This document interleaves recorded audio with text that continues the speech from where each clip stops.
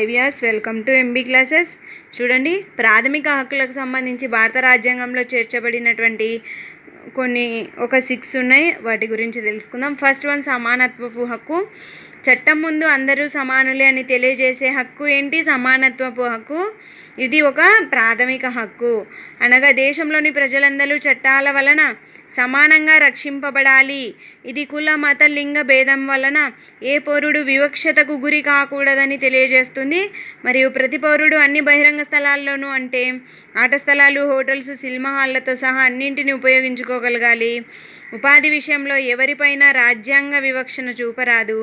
దీనికి గల కొన్ని పరిమితుల గురించి ఈ పుస్తకంలో ఇవ్వడం జరిగింది. అంటరానితనం కూడా నిషేధింపబడింది. సో నెక్స్ట్ సెకండ్ వన్ స్వాతంత్రపు హక్కు. ఈ హక్కు మనకి భావ ప్రకటన స్వేచ్ఛ, సంఘాలను ఏర్పాటు చేసుకునే స్వేచ్ఛ.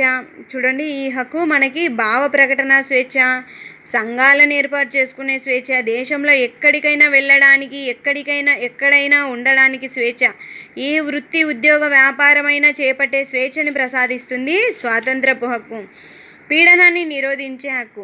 మానవ అక్రమ రవాణాను, వెట్టి చాకిరీని, 14 సంవత్సరాలలోపు బాలలు పనిచేయడాన్ని రాజ్యాంగం నిరోధించింది. అండ్ నెక్స్ట్ మత స్వేచ్ఛ హక్కు.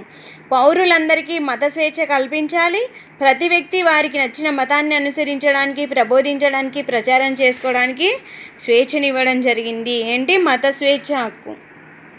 అండ్ నెక్స్ట్ సాంస్కృతిక విద్యా విషయక హక్కు.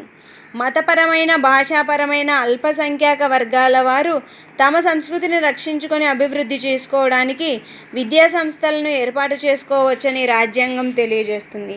అలాగే నెక్స్ట్ రాజ్యాంగ పరిహార హక్కు. రాజ్యం ఎప్పుడైనా తమ ప్రాథమిక హక్కులకి భంగం కలిగిస్తే పౌరులు న్యాయస్థానానికి వెళ్ళడానికి గల హక్కు. మీకు కనుక ఈ వీడియో నచ్చినట్లయితే please like, share and subscribe. Thank you for watching.